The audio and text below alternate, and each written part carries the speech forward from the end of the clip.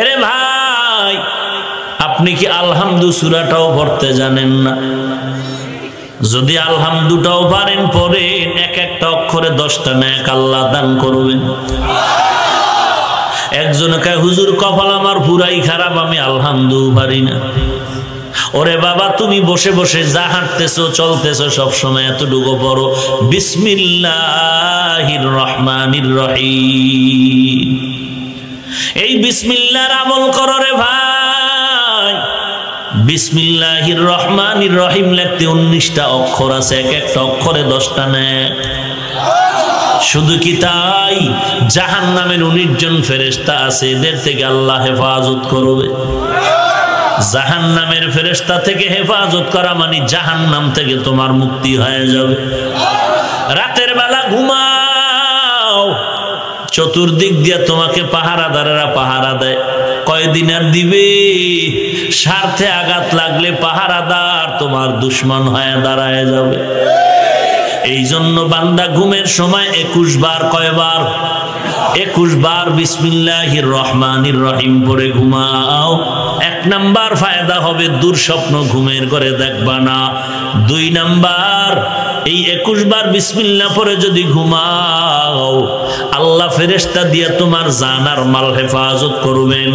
3 number, যদি বিসমিল্লাহর আমল তুমি ঠিক মতো করিয়া ঘুমাও, একদিন আল্লাহ কবুল করলে ঘুমের ঘরে নবীর সাথে মোলাকাত হয়ে যাবে। ভাইরা আমার, আল্লাহ পাকের 3000 নাম, 1000 নাম আল্লাহ আম্বিয়া কিরামদের শিখাইলেন। বাকি কত? 1000 নাম আল্লাহ ফেরেশতাদের শিখাই দিলেন। বাকি রইল কত?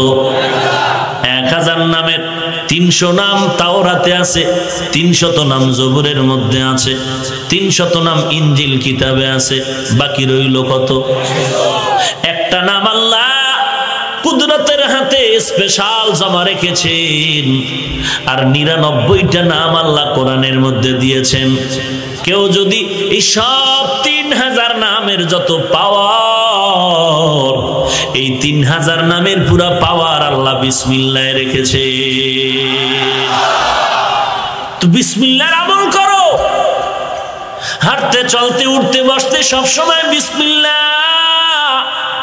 কার নামে আমি শুরু করলাম? আমি আল্লাহর নামে শুরু করলাম। ভালো কাজে না খারাপ কাজে? খবরদার, খারাপ কাজে যেন বিসমিল্লাহর কোনো আওয়াজ না হয়। আল্লাহর কাছে পানা চাও, আল্লাহ খারাপ কাজ থেকে বাঁচায়া দাও, ভালো কাজে বিসমিল্লাহর আমল করার তৌফিক দাও। 1 নাম্বার, জবান দ্বারা বান্দা কোরআন তেলাওয়াত করো। 2 নাম্বারে আল্লাহর নামের জিকির করো। কার জিকির? আল্লাহর নামের জিকির চালু করে দাও। জিকির করো, হাঁটতে চলতে উঠতে বসতে সব সময় আল্লাহর নামের জিকির চালাও, আল্লাহর নামের তাসবিহ চালাও। দোয়া দুরূদ পড়ো। এতটুকু পড়ো, সুবহানাল্লাহি ওয়া বিহামদিহি সুবহানাল্লাহিল আযীম। এটা পারেন না? এটি পড়বেন। খামোখা সময় নষ্ট করে কি লাভ? আপনিও আল্লাহকে মানেন, আমিও সে আল্লাহকে মানি। আপনি যেই নবীর উম্মত, আমিও সেই নবীর উম্মত। আপনি যেই কোরআন মানেন, আমিও সেই কোরআন মানি। আপনি যেই কাবা মানেন, আমিও সে কাবা মানি। আপনি যেই দেশের নাগরিক, আমিও তো সেই দেশের নাগরিক। আপনিও 3 বেলা খান, আমিও 3 বেলা খাই। আপনিও রাতে ঘুমান, আমিও রাতে ঘুমাই। আপনিও বাজারে যান, আমিও যাই। আপনি বিয়া শাদী করছেন, সন্তান আছে, আমিও করেছি, সন্তান আছে। আজকে ওলামায়ে কেরাম পায়ে ধরে বুঝায়, বাবা টুপি মাথায় দাও, 5 বেলার নামাজ আদায় করো। আপনি টুপি মাথায় দিতে চান না, আর আমি বান্দা টুপি মাথার থেকে ফালাইতে চাই না। আপনার পায়ে ধরিয়া বলার পরও নামাজ পড়তে চান না, আর আমি বান্দা ওলামায়ে কেরামরা ঠান্ডা পানি দিয়া ওযু বানাইয়া নামাজ পড়ে, তারপরও নামাজ ছাড়তে চায় না। এই শীতের মধ্যে ফজরের সময় ঠান্ডা পানি দিয়ে ওযু বানান, কি পরিমাণ কষ্ট। এরপরেও তো ওযু বানাইয়া নামাজ পড়া বন্ধ নাই।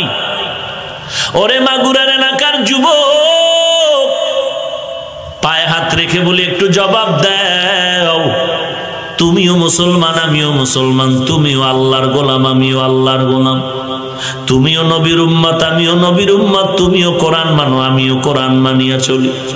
তোমার পায়ে ধরিয়া ধরিয়া টুপি পরার কথা বললাম, তুমি কেন রাজি হও না? তুমি কেন নামাজ পড়তে রাজি হও না?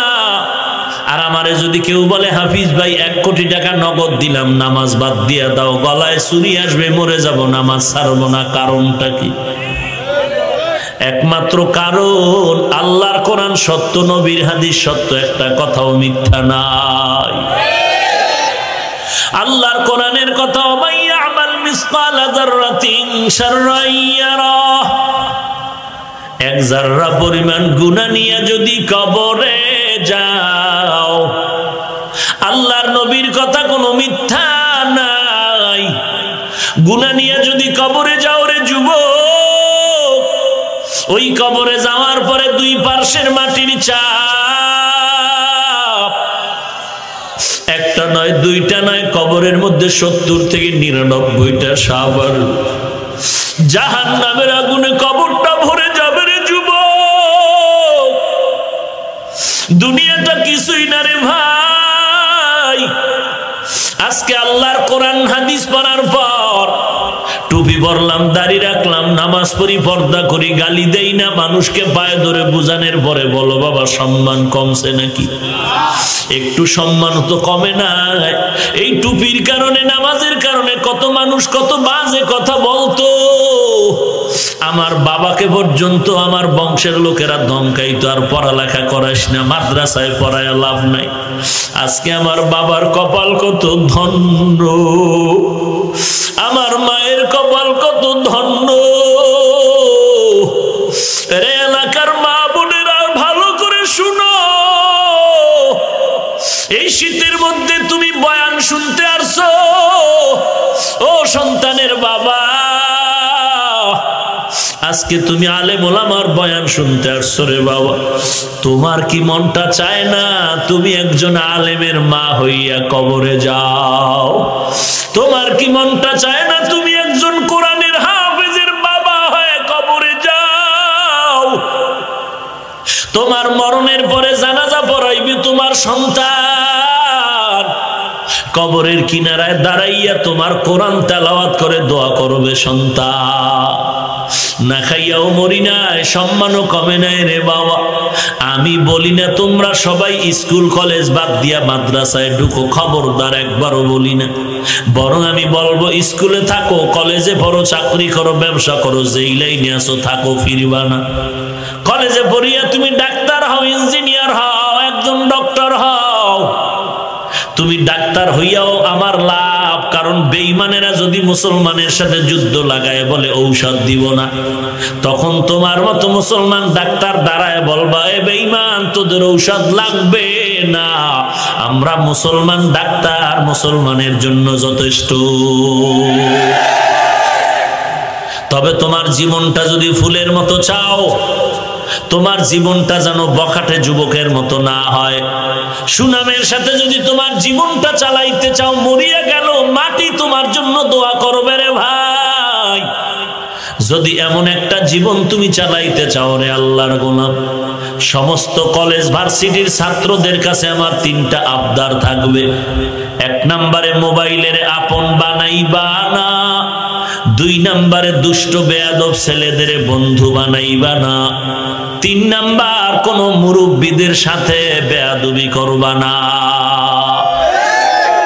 স্ট্যাম্প দাও, কলম দাও, দস্তখত দিয়া যাই আর চ্যালেঞ্জ করে যাই, যদি আমার এই 3টা আবদার মানো তো স্কুল কলেজে পড়িয়াও তোর জীবন হবে ফুলের মতো পবিত্র, মরিয়া গেলে মাটি পর্যন্ত তোর জন্য দোয়া করবে যদি আমার 3টা কথা মানো। 1 নাম্বার, স্কুলে পড়ো, কলেজে পড়ো, 3টা কথা আমার লিখে রাখ।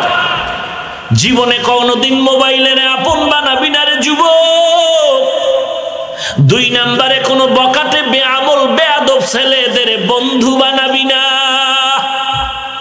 3 নাম্বার কোন পারলে উপকার করবা, ক্ষতি করবা না।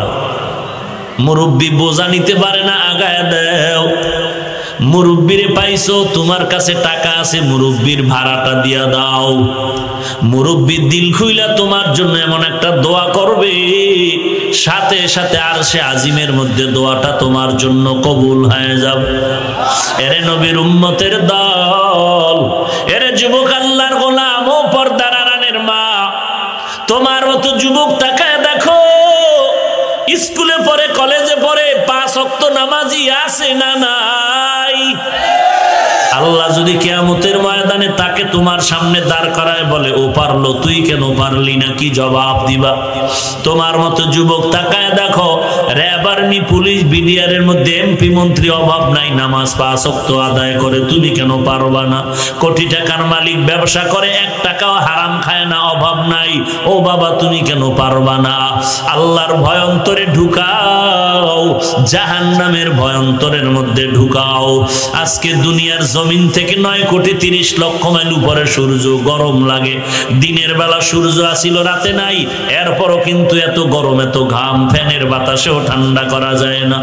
এই কিয়ামতের ময়দান যখন কায়েম হয়ে যাবে, এই জমিনটা কিয়ামতের মাঠ হয়ে যাবে, আল্লাহ বিচারালয়ে বসবেন। ওই দিন বিচারপতি আল্লাহ ছাড়া আর কেউ থাকবে না। আল্লাহ বলবে সূর্যটা তুই নিচে নেমে যা। সূর্যটা নিচে নেমে আজকে একটা মুখ জমিনে দেওয়া, কিয়ামতের ময়দানে সূর্যের 12টা মুখ জমিনের দিকে দেওয়া হবে। আল্লাহ বলবে সূর্যের 12টা মুখ জমিনে দিয়ে যত তাপ আছে ছেড়ে দাও। সূর্যের তাপ যখন ছেড়ে দিবে, জমিনটা তামা হয়ে যাবে, গুনাহগারের মাথার মগজগুলো টাস টাস করে ফেটে যাবে, পায়খানার রাস্তা দিয়ে পেটের নাড়ি ভুঁড়ি বের হয়ে যাবে, ওদিক দিয়ে জাহান্নামের আওয়াজ। জাহান্নাম চিল্লায় বলবে ও আল্লাহ, গুনাহগার গুলো কোথায় আছে? আমার পেটে দাও, আমার পেটে বড় ক্ষুধা। এদিক দিয়ে আমার আল্লাহ গরম আওয়াজ দিয়ে বলবেন ওয়ামতাজুল ইয়াউমা আইয়ুহাল মুজরিমুন। আল্লাহ বলবে রে গুনাহগারের দল, তোরা নেককারদের থেকে আলাদা হয়ে যা। দুনিয়ার মধ্যে আমার নেককার বান্দারা কত কষ্ট করিয়া নামাজ পড়েছে আমি আল্লাহর মহব্বতে। যদি আমি আল্লাহকে দেখতে চাইলো, ঘুরলো, আমি আল্লাহকে পায় নাই। আল্লাহ অর্ডার করবেন রে ফেরেশতার দল, এই নেক আমলওয়ালাদের আমার ডান পাশে নূরের তৈরি আরশে আজিমের নিচে বসায় দাও। আমি আল্লাহ আজকে এদের সাথে নূরের পর্দা উঠাইয়া মোলাকাত করব। ওদিক দিয়ে আল্লাহ গুনাহগার গুলোকে আলাদা করে ফেলবেন, আলাদা করে বলবে তোমাদের আমলনামা বাম হাতে দেওয়া হবে, তবে সোজা হাতে দেওয়া হবে না।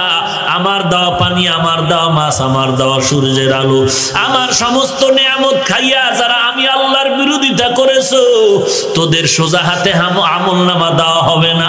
আল্লাহ অর্ডার করবে রে ফেরেশতারা, এই বেঈমান নাফরমানের বুকের মাঝে ছিদ্র করে ফেলো, ছিদ্র করে বাম হাতটা বুকের ভেতর দিয়া ঢুকাইয়া পিঠের থেকে বের করে দাও। ফেরেশতারা আল্লাহর অর্ডার পাওয়া মাত্র এমন করবে, হাতটা পিঠের থেকে বের হওয়া মাত্র আল্লাহ তাআলা পিঠের হাতে আমলনামা দিয়া বলবেন ইকরা কিতাবাকা কাফা বিনাফসিকাল ইয়াউমা আলাইকা হাসিবা। জীবনে কোথায় কি অন্যায় করেছো আমলনামার দিকে তাকায় দেখ। ফেরেশতারা বলবেন আল্লাহ আমলনামা পেছনের হাতে, চোখ সামনে কেমনে পড়বে? আল্লাহ আবার রাগান্বিত আওয়াজ দিয়ে বলবেন ও ফেরেশতা, এই নাফরমানের ঘাড় ধরিয়া মোচড় দিয়া পেছনের দিকে ফিরাইয়া দাও।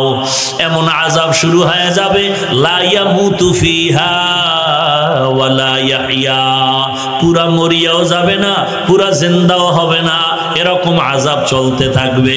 এই কথাগুলো যখন ইমানদার ভাবতে থাকে, তখন কেমন যেন দুনিয়ার সংসার আর ভালো লাগে না, ব্যবসা বাণিজ্য ভালো লাগে না।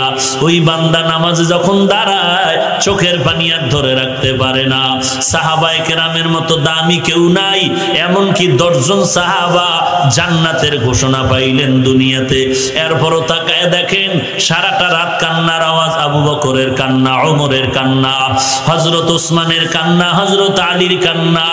এমন একজন আল্লাহওয়ালা জমিনে পাবেন না যারা কান্না করে নাই, মরণ পর্যন্ত কাঁদতে থাকলেন। কারণটা কি? অন্ধকার কবরে আমার একা কি উপায় হবে? এর যুবক আল্লাহর গোলাম, আল্লাহর দরবারে তওবা করো, হে মালিক এই ময়দানে আমার মতো গুনাহগার কেউ নাই, জীবনে কত অন্যায় করেছি, আমার মা বাবা কেউ জানে না, জানলে আমাকে সন্তান বলে পরিচয় দিত না। ও আল্লাহ, আপনি জানার পরে রাগ করিয়া পানিও বন্ধ করেন নাই, বাতাসও বন্ধ করেন নাই। আজকে আমি তওবার দরজায় ফিরে আসলাম।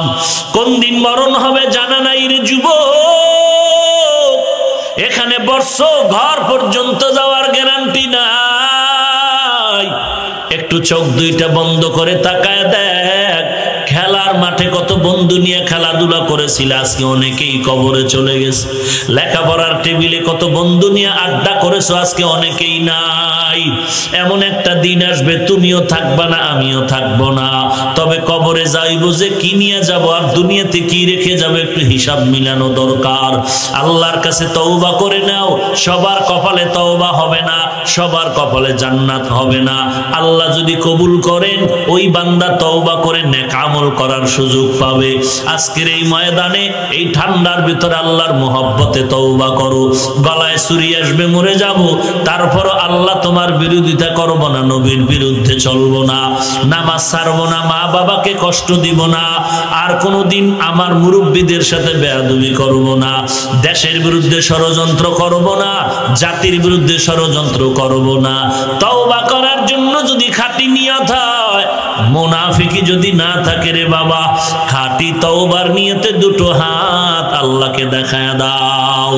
আয় আল্লাহ, আমাদের হাত আপনি কবুল করে নেন, আমাদের তওবা কবুল করে নেন, তওবার উপরে মজবুত হয়ে চলার তৌফিক দান করেন, আমিন। আলহামদুলিল্লাহি রাব্বিল আলামিন, ওয়াসসালাতু ওয়াসসালামু আলা সাইয়্যিদিল আম্বিয়া ওয়াল মুরসালিন ওয়া আলা আলিহি ওয়া আসহাবিহি আজমাইন। ইয়া আরহামার রাহিমিন, ইয়া আরহামার রাহিমিন, ইয়া আরহামার রাহিমিন। রব্বিরহামহুমা কামা রব্বায়ানি সগীরা, রব্বিরহামহুমা কামা রব্বায়ানি সগীরা। ও দয়ার মালিক, কুদরতের নজর দিয়া তাকায় দেখেন, এই ময়দানের ভিতরে ঠান্ডার ভেতরে আপনার বান্দারা আপনাকে ভুলিয়া ঘরে গিয়া ঘুমায় নাই। আয় আল্লাহ, কত ওলামায়ে কেরাম, কত মুরব্বী হাজী সাহেব, আয় আল্লাহ, কত ছাত্র ভাই, কত যুবক ভাই, কত ব্যবসায়ী, কত চাকরিজীবী, কত শ্রমিকরা হাত তুলেছেন। পর্দার আড়ালের কত মা বোনেরা আপনার দরজায় হাত তুলেছেন। আয় আল্লাহ, আমরা সবাই গুনাহগার, জাহান্নামের আসামি। মেহেরবানি করে নবীজির মোহাব্বতে আমাদের সবাইকে আপনি মাফ করে দেন আল্লাহ।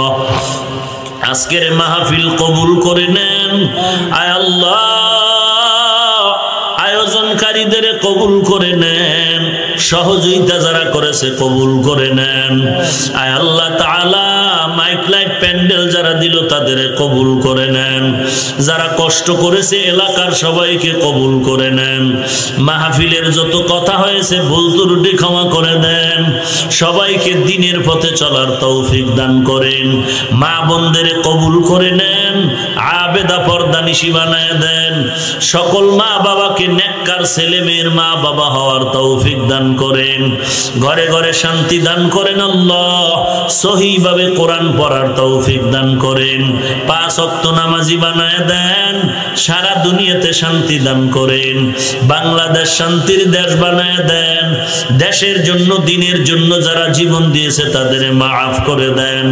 এখনো যারা চেষ্টা করে কবুল করে নেন। ওয়া নাশহাদু আন্না সাইয়্যিদানা ওয়া সানাদানা ওয়া হাবিবানা وحبيب ربنا وطبيبنا وطبيب قلوبنا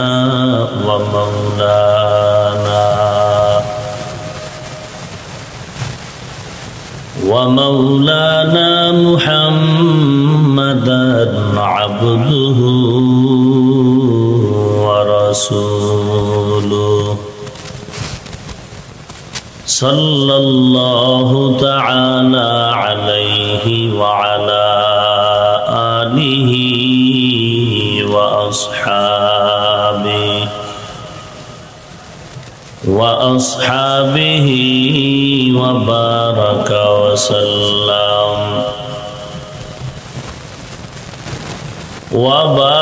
وسلم تسليما كثيرا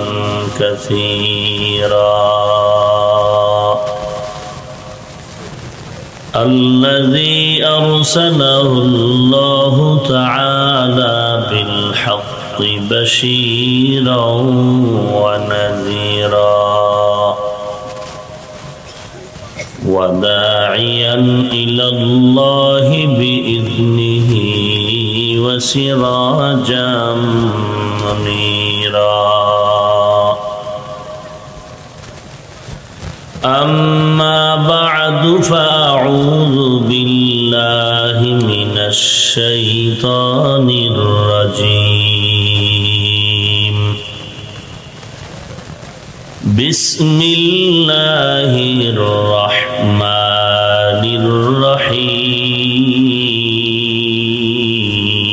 الرحيم يا أيها الذين آمنوا اتقوا الله وقولوا قولا سديدا يصلح لكم أعمالكم ويغفر لكم ذنوبكم ومن يطع الله ورسوله فقد فاز فوزا عظيما وقال النبي صلى الله عليه وآله وسلم سل من قطعك واعف عمن ظلمك وأحسن إلى من أساء إليك أو كما قال النبي عليه الصلاة والسلام صدق الله مولانا العظيم وصدق رسوله النبي الأمي الكريم ونحن على ذلك من الشاهدين والشاكرين والذاكرين والحمد لله رب العالمين اللهم صل على محمد وعلى آل محمد كما صليت على إبراهيم وعلى آل إبراهيم إنك حميد مجيد اللهم بارك على محمد وعلى آل محمد كما باركت على إبراهيم وعلى آل إبراهيم إنك حميد مجيد سبحانك لا علم لنا إلا ما علمتنا إنك أنت العليم الحكيم رب اشرح لي صدري ويسر لي أمري واحلل عقدة من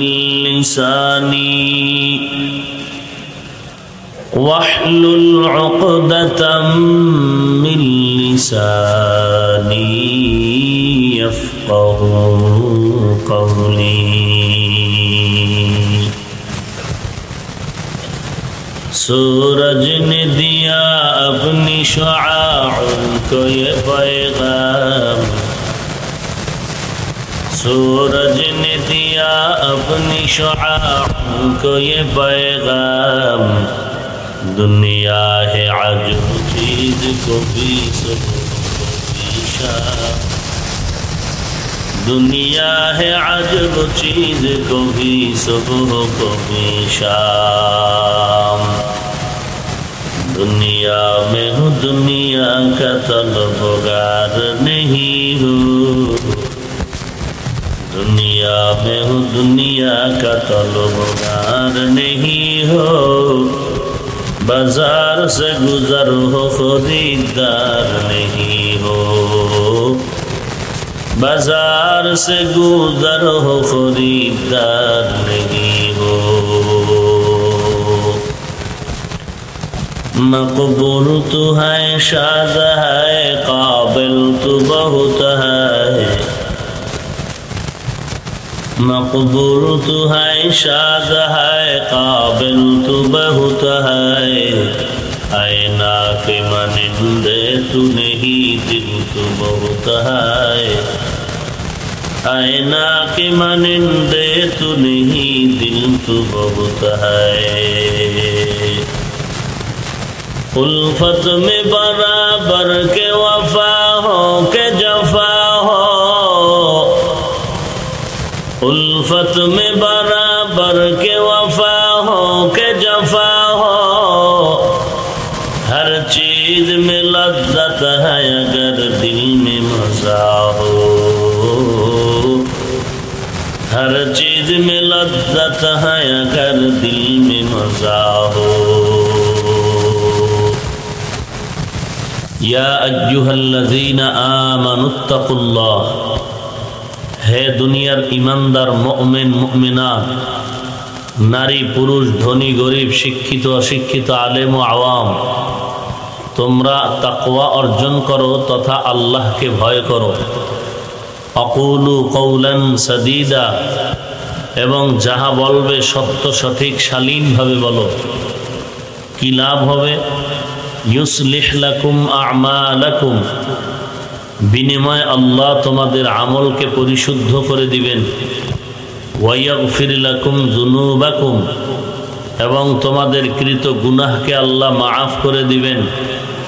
ওয়ামান ইউতিইল্লাহা ওয়া রাসূলাহু, এবং যাহারা আল্লাহ এবং তার রসুলের ইতাআত ইত্তেবা অনুকরণ করবেন, ফাকাদ ফাযা ফাওজান আযীমা, অতঃপর তাদের বিজয় হলো চূড়ান্ত বিজয়। রাসূলুল্লাহ সাল্লাল্লাহু আলাইহি ওয়া আলিহি ওয়াসাল্লাম হাদিসে পাকে ইরশাদ করেন, সিলমান কাতাআক ওয়াফু আম্মান যালামাক, হে দুনিয়ার উম্মত, আত্মীয়তার বন্ধনটাকে মজবুত করো, বিচ্ছিন্ন করো না। কেউ যদি তোমার সাথে জুলুম করে তুমি তাকে মাফ করে দাও। ওয়া আহসিন ইলা মান আসাআ ইলাইক, এবং তুমি সৎ আচরণ করো, সৎ ব্যবহার করো ওই ব্যক্তির সাথে যে তোমার সাথে খারাপ আচরণ করে।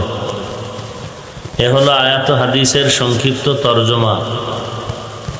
আল্লাহ আয়াতের মধ্যে দুটো আদেশ দিয়েছেন। এক নম্বরে আল্লাহকে ভয় করো, দুই নাম্বার জবানের হেফাজত করো। এই দুইটা আদেশ মানলে দুটো পুরস্কার, আমল পরিশুদ্ধ হয়ে যাবে, জীবনের গুনাহ মাফ হয়ে যাবে। এই দুই আদেশ পালন করার ব্যবস্থা কি, সিস্টেম কি, পদ্ধতি কি? আল্লাহ আয়াতের শেষের দিকে বলেন, আল্লাহ এবং তার রসুলের অনুসরণের মাধ্যমে চলতে হবে। এখান থেকে এই কথা আমাদের জেনে রাখতে হবে, মুমিন মুসলমানের জন্য, এমনকি প্রতিটি মানুষের জন্য, ইহকাল হোক পরকাল হোক, সর্বাবস্থায় আসল দুইজন। এক নম্বরে আল্লাহ, এরপরে রহমাতুল্লিল আলামিন, অর্থাৎ জীবনে গোলামি চলবে আল্লাহ, আদর্শ মানব নবীজির। গোলামি হবে কার? আর আদর্শ চলবে কার? নবীজির। এই দুইজন আমাদের আসল। আপন না আসল? আসল। আল্লাহ এবং রহমাতুল্লিল আলামিন। বাকি যাহারা আছেন মা বাবা ভাই বোন পীর মাশায়েখ ইমাম উস্তাদ সবাই আমাদের কেউ আসল নয়, বেশির থেকে বেশি এরা আমাদের আপন। এরা কি আমাদের আপন? এখন এই আপনটাও কতক্ষণ? আমার পীর আমার আসল নয় আপন, ওস্তাদ আমার আসল নয় আপন, মা বাবা আমার আসল নয় আপন, এই পীর সাহেব যে আমার আপন কতক্ষণ? আমার আসল আল্লাহ এবং নবীকে মেনে চলবেন যতক্ষণ। এই স্লোগানে যদি আমরা এক থাকি তাহলে ধর্মীয় লাইনে অনেক ঝামেলার থেকে আমরা মুক্তি পেয়ে যাব। কারণ মানুষ আল্লাহ এবং রসুলের লাইন বাদ দিয়া অনেক মানুষ মানুষের গোলামিতে পরিণত হতে চলছে। কিভাবে বলে জানেন? ধর্মীয় বিষয় অন্য বিষয় বাদ, যে আমি যে পীরের কাছে গেছি এই পীরই আমার আসল, এতে যদি আমার জাহান্নামে যেতে হয় আমি এই পীরের সাথে জাহান্নামে যাব, তারপর আমি যে পীরকে আসল বানাইছি এর আর ছাড়ব না। এই কথাটা কোনো মুমিনের কথা হতে পারে না। এই কথাটা একমাত্র শয়তানের চক্রান্তে যারা আবদ্ধ এদের কথা হতে পারে। আমি আমার পীরকে মানব ততক্ষণ, আমি আমার ওস্তাদকে মানব ততক্ষণ, আমার ওস্তাদ আমার পীর আমার আল্লাহ এবং নবীকে মানবেন যতক্ষণ। কথা বুঝাইতে পারলাম? কেন এই ঝামেলা? ঝামেলা হওয়ার কারণ হলো স্বর্ণের দোকানের মধ্যে গেলে দেখবেন পাহারাদার দাঁড়ানো, কেচি গেট লাগানো, তালা লাগানো, ভেতরে সুকেস লাগানো, সুকেজের ভেতরে তালা, এরপরে স্বর্ণ। এক ভরির দাম 50-এর উপরে। ঠিক এই কালারেই আরো কিছু অলংকার বানাইয়া মানুষের দরজায় হাজির হয়ে যায় কিছু আল্লাহর বান্দা। চ্যালেঞ্জের উপরে চ্যালেঞ্জ, বলে তোমরা ওই মাগুরা বাজারে গিয়ে এত পাহারার মধ্য দিয়ে ভেতরে ঢুকার কি দরকার? আমি তোমার ফুল বডি সাজায় দিব, দাম 150 টাকা। তো যারা মূর্খ এরা বলে 150 টাকায় যদি পাওয়া যায় এই স্বর্ণ, নাম হলো সিটি গোল্ড, এই সিটি গোল্ড যদি 150 টাকায় পাওয়া যায়, স্বর্ণের মতোই দেখতে, কালার সমান, ডিজাইনও সমান, তাহলে এত টাকা খরচ করে স্বর্ণ পরার দরকার কি? জ্ঞানী যারা তারা বলবে 50,000-এর উপরের যেই দামের স্বর্ণ এটা 150 টাকায় দেয় কেন? অবশ্যই ভেতরে ভেজাল আছে। ওই লোকটা শিক্ষিত এবং জ্ঞানী হওয়ার কারণে এই ভেজালে সে পড়বে না। ঠিক ধর্মের লাইনে ইসলামের ব্যানারওয়ালা সাইনবোর্ডওয়ালা সবাই ইসলামের আওয়াজ দেয়। স্বর্ণ আর সিটি গোল্ডের কালার যেমন, ঠিক ইসলামের ব্যানারওয়ালাদের কালার সবই এক, কিন্তু সিটি গোল্ড আর স্বর্ণের মান আর দাম যেহেতু এক না, এই সোনার বাংলাদেশে ইসলামের সাইনবোর্ডওয়ালাদের সকলের দাম এক নয়। বুঝবেন কি করে কোনটা সিটি গোল্ড আর কোনটা স্বর্ণ? কি আছে? কষ্টি পাথর। অনেকে জানেও না। আচ্ছা, আপনারা যারা জানেন এই পাথরটাও তো যে কেউ হাতে ধরলে পারবে না, অভিজ্ঞতা লাগবে। এখন কোন টুপিওয়ালা ভালো কে খারাপ? নবীকে প্রশ্ন করা হলো জমিনে ভালো কারা খারাপ কারা? নবী বললেন খায়রুল খিয়ারি খিয়ারুল উলামা, আশাররুশ শিরারি শিরারুল উলামা। ভালোর থেকে বেশি ভালো আলেম, খারাপের থেকে বেশি খারাপ আলেম। সাইনবোর্ড এক, কালার এক, ভেতরগত অবস্থা ভিন্ন। আগের দিনের রাজা বাদশারা জ্ঞান কম থাকলেও উজির দিয়ে তাদের মসনদকে টিকায় রাখত। উজির নিত খুব বিচক্ষণ। তো এক বাদশার সামনে একটা পরীক্ষা আসলো। স্বর্ণের 3টা মাথা, ওজন এক, কালার এক, ডিজাইন এক। মাথা 3টা বাদশার সামনে দিয়া বলল, 1 সপ্তাহ টাইম, তোমার বুদ্ধি দিয়া আমাকে বের করে দিতে হবে একটা মাথার দাম 1 লাখ, আর এক মাথার দাম 50,000, আর একটা মাথার দামই নেই, কালারও এক, ওজনও এক, ডিজাইনও এক। তুমি শুধু বের করে দিবা কোনটার দাম 1 লাখ, কোনটার দাম 50,000, কোনটার দাম মোটেও নেই। বাদশার মাথা গরম।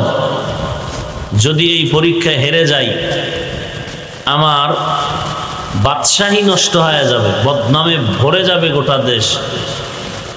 বহু চিন্তা ভাবনা করে ওজির ডাকিয়া সমাধান পাচ্ছিল না।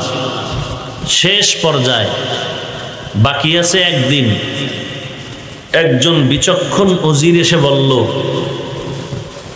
আমি পারবো এটা বের কর। বলে দাও, বের করে দাও, যা চাও তাই দিব। বলে একটা শলা লন, শলা নিল। বলে কান দিয়া ঢুকান। একটা শলা ঢুকাইছে, কানের কাছাকাছি ভিতরে হালকা যায় আটকায় গেছে। কয়টা দিকে রাখেন। আর একটার মধ্যে ঢুকান। আর একটার ভিতরে যখন ঢুকাইছে ওই কানের কাছাকাছি গেছে, বের হয় নাই, এটাও রাখেন। আর একটা মাথার কানে ঢুকাইছে, এদিক দিয়ে ওদিক দিয়ে বের হয়ে গেছে। এবার 3 মাথার আইখা বলে, যেটার কানের শলা এক দিয়া ঢুকলো আর বের হলো এটার দাম নাই, আর যেটা মোটামুটি আর এক কানের গোড়ায় গিয়া থেমে গেছে, বের হয় না, এটা 50,000। আর যেটা একেবারে ঢুকতেই চায় না কোন রকমের দাম 1 লাখ। কারণ এই মাথা, এই মগজ এটা ঠিক আছে, যেটা বের হয়ে গেছে এটার কোনো দামই নেই, ওটা কিচ্ছু নাই ভিতরে, খোলস। কালার সব এক, ইসলামের গান সবাই গায়, মদিনার গানও সবাই গায়, ভিতরগত উদ্দেশ্য সবার এক নয়। বুঝবেন কি করে কোষ্টি পাথর লাগবে? ধর্মীয় লাইনে ভালো মন্দ যাচাইয়ের কোষ্টি পাথর কোরআন সুন্নাহ। যারা কোরআন হাদিস বুঝে না, জানে না, তারা কিভাবে নির্ণয় করবে? তাদের জন্য সহজ একটা নির্ণয়ের পদ্ধতি, একেবারে সহজ। 1 নম্বরে দেখবেন কোন পীর সাহেব ভালো। 1 নম্বর পরিচয় কোরআন শরীফের সহি তিলাওয়াত। 2 নম্বর তার পরীক্ষা দেখার মাথার তালু থেকে পায়ের তালু পর্যন্ত রসুলের সুন্নতের আমল। যার কোরআন শুদ্ধ তেলাওয়াত নাই, তার পীর হওয়ার যোগ্যতা নাই, মুরব্বী হওয়ার যোগ্যতা নাই, সমাজের রাহবারি করার কোনো যোগ্যতা নাই। যদিও সোনার বাংলায় চলে, কারণ এটা সম্ভাবনাময় দেশ, তো সবই সম্ভব। কি সব সম্ভব? বলে বাইতুল্লাহ গিয়ে হজ করা লাগবে না। ঢাকা দোহার থানায় ওখানে হজ বাবার আগমন হয়েছে, ওখানে গেলেই হজ হয়ে যাবে। কি পরিমাণ বাবার আবির্ভাব হয়েছে। প্রশাসন আর সরকার বাবা বন্ধ করার জন্য বহু পদক্ষেপ নিতেছে। সব বাবা বন্ধ হলে ধর্মীয় লাইনে ভণ্ড বাবা বন্ধ হবে না। কারণ ধর্মটা স্পর্শকাতর, সবাই ওখানে একটু কথা বলতে, আঘাত করতে ভয় পায়। কিন্তু রহমাতুল লিল আলামিন জমিনের মধ্যে প্রেরণ হয়েছিলেন, আল্লাহ করেছিলেন এক একমাত্র ইসলাম ধর্ম প্রতিষ্ঠা করবে অন্য ধর্মের উপরে বিজয় লাভ করার জন্য। কারণ আল্লাহর কাছে মনোনীত একমাত্র ধর্মের নাম ইসলাম। শুধু আল্লাহ এতটুকু বলে শেষ করেননি, অন্য আয়াতে বলেন ইসলাম ছাড়া যত ধর্ম সব বাতিল। আল্লাহর কাছে গ্রহণযোগ্য ধর্মই ইসলাম, আর বাকি সব বাতিল। ইন্নাদ দীনা ইনদাল্লাহিল ইসলাম ওয়া মান ইয়াবতাগি গায়রাল ইসলামি দীনান ফালান ইউকবালা মিনহু ওয়া হুয়া ফিল আখিরাতি মিনাল খাসিরিন। এরা ধ্বংসপ্রাপ্ত হাসরের ময়দানে সায়েদাবাদ বাস টার্মিনালে যাবেন। এক মূর্খ গিয়া চিন্তা করে ঢাকা বাসে লেখা আছে, ওখানে সব জেলার বাস, বিভাগের বাস লেখা আছে, ঢাকা টু সিলেট, ঢাকা টু খুলনা, মাগুরা, চট্টগ্রাম। তো একজনে সিলেট যাবে, তো গিয়া দেখতেছে বাসের কালার, চাক্কা সবই এক, স্টার্টিং সিট। ফট করে চট্টগ্রাম যাওয়ার মানুষ সিলেটের গাড়ি দুইটা বসছে, বয়া পিছনের সিটে গিয়া নাক টেনে ঘুমায়। বাস তো সময় মতো ছেড়ে দিল, 2.5 ঘন্টা পরে বিবারিয়া বিশ্ব রোডে হাজির। কয় ভাই চট্টগ্রাম আর দূর কত? বলে বিবারিয়ার গোড়ায়। বলে এখানে কেন? বলে তুমি এখানে কেন? আমি তো যাব চট্টগ্রাম। বলে এখানে কেন? বলে এখানে কি আবার? বাসে উঠছি। বলে এটা তো চট্টগ্রামের গাড়ি নয়, এটা যাবে সিলেট। বলে এটা তো আমি বুঝতে পারিনি। কেন বুঝতে পারোনি? সামনে লেখা আছে ঢাকা টু সিলেট, ঢাকা চট্টগ্রাম। কয় ভাই কপাল খারাপ যে লেখাপড়া আমার বাপেও জানে না, আমিও জানি না। বলে তোমার এই কথাগুলো ভেবে কোম্পানিরা কাউন্টারে শিক্ষিত লোক বসায় রাখছে, যারা মূর্খ লেখাপড়া জানে না, এরা যেন কাউন্টারের শিক্ষিত লোকদের জিগায় জিগায়া এরপরে পথ ভুলে না যায়, সঠিক পথে চলতে পারে।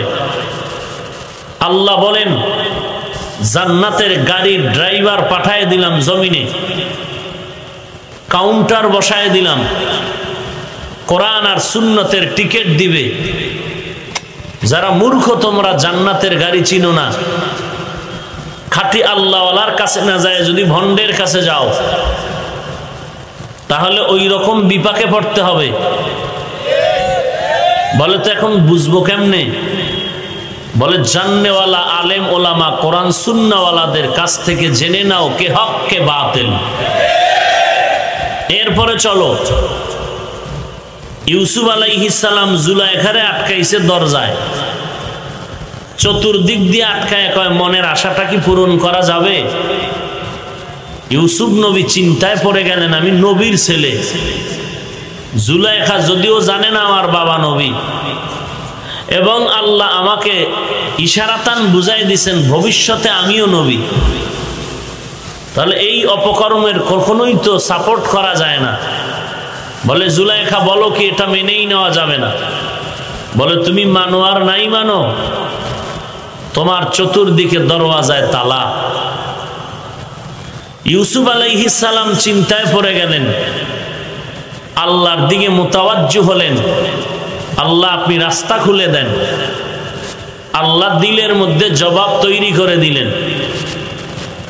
ইউসুফ নবী বললেন, ও জুলাইখা, দরওয়াজায় তালা লাগিয়েছ তুমি, ধাক্কা দিব আমি, দরজা খুলবেন আমার আল্লাহ।